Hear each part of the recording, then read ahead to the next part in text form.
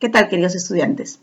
Hoy, para la clase de razonamiento verbal, hemos preparado una retroalimentación de los capítulos 4, 5 y 6. Empezamos. Muy bien. Ahora que empezamos nuestro repaso, recordemos el capítulo 4. Aquí conocimos lo que es el tema y las diferencias que tiene con la idea principal. El tema es el asunto del texto. La idea principal es la información más importante del texto. El tema también es una frase nominal, ¿sí? Que solamente enuncia el contenido del texto, es decir, el personaje, el asunto, el animal, el objeto, el concepto sobre el cual se va a decir algo en el texto. Básicamente el tema se expresa para informar. En cambio, la idea principal, como dice ahí, es una idea, es una construcción. Se va a elaborar a través de una oración que afirme o niegue algo. La idea principal, una de sus características es que es una idea, una construcción general, de manera de oración, a manera de afirmación, nos va a expresar el contenido más importante del texto. Muy bien, leamos el texto. El cuento no constituye una variedad menor dentro de los géneros literarios. Es una forma por sí misma, a menudo reconocida como superior a la novela o a cualquier tipo de narración extensa. Los criterios que guían la elaboración del cuento moderno están íntimamente vinculados a la perspectiva literaria del romanticismo, cuyos propósitos apuntaban a transformar el efecto poético en una experiencia análoga a la que suscita una obra musical por su duración limitada o una creación plástica por la naturaleza simultánea de la percepción. Por ello, para que un cuento tuviese un valor artístico, debía tener más bien una extensión restringida y una armoniosa estructura formal que permitieran provocar en el lector u oyente una emoción unitaria y articulada. Según tal hipótesis, esto resultaba imposible en una novela o en un poema extenso, pues su lectura o audición quedaba fragmentada y por lo tanto la impresión que se recogía era acumulativa y no unitaria.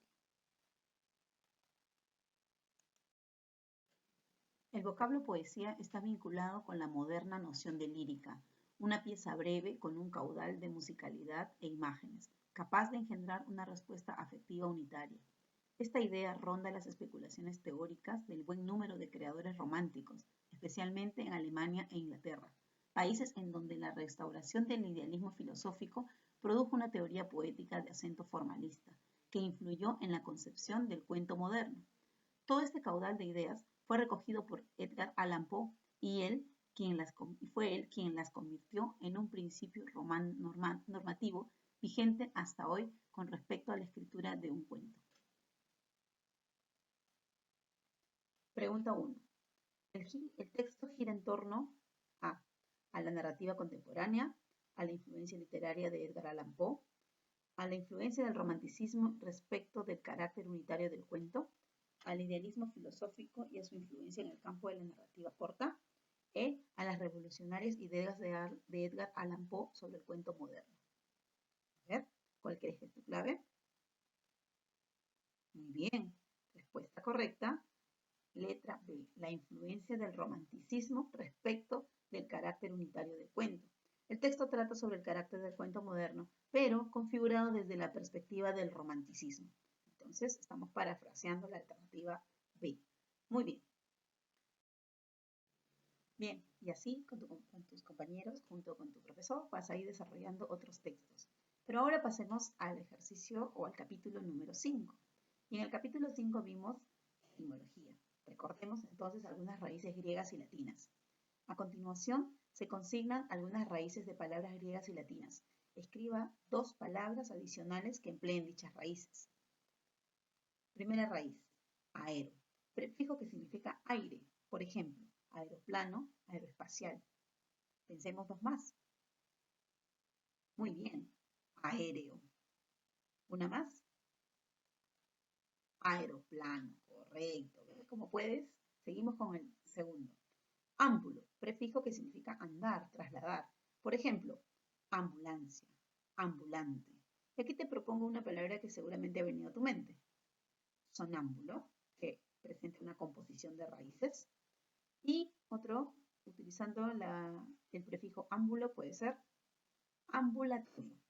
Muy bien. Anfio y ambi. Prefijo que significa ambos, doble, alrededor. Ejemplos. Anfibio, ambiguo. Muy bien. Ambivalente. Anfibología. Bien. Anti. Prefijo que significa contrario. Ejemplos. Anticorrupción, anticongelante, antiarrugas, antiadherente. Muy bien. De la misma forma vas a ir desarrollando otros ejercicios en tu libro para repasar. Actividades sobre raíces griegas y latinas. Establecer el significado etimológico de las siguientes palabras. A ver, observemos qué nos proponen. Tenemos las palabras cefalalgia, endogamia, poliginia, quiromancia. A ver, con ayuda de nuestro diccionario o descomponiendo las raíces, vamos a ir intentando establecer el significado. Céfalo, ¿céfalo qué significa? Muy bien, céfalo viene de cabeza, ¿no? Entonces, cefalalgia se puede traducir etimológicamente como dolor de la cabeza. Endogamia. Recordemos que gamo, la raíz gamo, significa unión, matrimonio. Endogamia, entonces, sería una unión matrimonial en el mismo grupo familiar, ¿no? ¿Te acuerdas? Así como los incas, por ejemplo, se casaban los incas con los miembros solamente con las mujeres de su misma panaca, ¿sí? Los reyes antiguamente, muy bien, los emperadores, etc. La poliginia.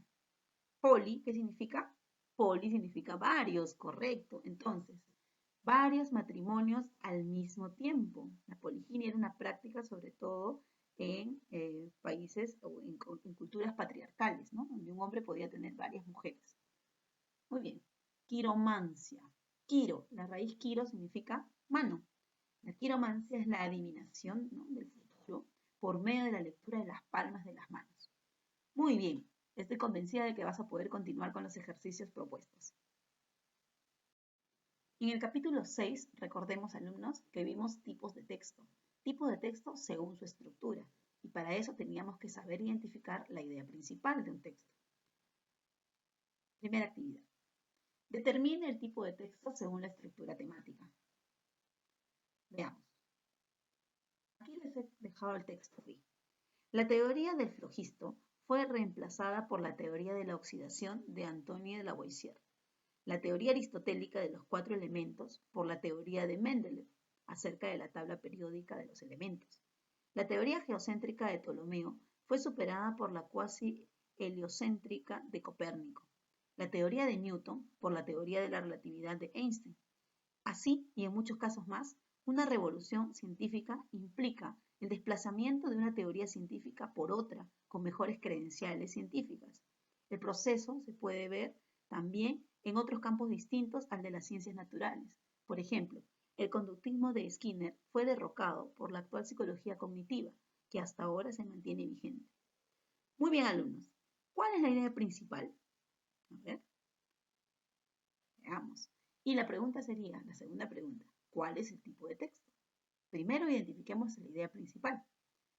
No es cierto que en la primera parte son algunos casos de cómo es que la ciencia se va mejorando, se va perfeccionando, ¿verdad? Y la última parte también termina con un ejemplo, pero me doy cuenta que estas son ideas particulares. La idea general, que es una característica de la idea principal, está casi al medio del texto. Por lo tanto, este texto es centralizante, ¿sí? Centralizante. Muy bien. Vamos a ver otro caso. Texto C. El estagirita observó que la sombra terrestre proyectada sobre la luna en los eclipses anulares o parciales era circular. Aristóteles determinó que primero desaparecía la quilla de los barcos cuando se alejaban del puerto y al final los mástiles.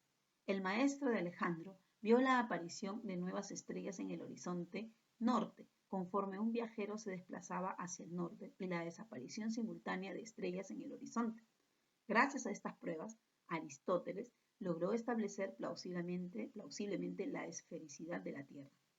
Un momento, jóvenes. Todo el texto nos narra de una observación científica de una sola persona. No te confundas. Aristóteles, también llamado el estagirita. el maestro de Alejandro. Es la misma persona. Y entonces en el texto se hace una narración de cómo se realizó esta observación. La pregunta es, ¿cuál es la idea principal? ¿Y qué tipo de texto es? Excelente.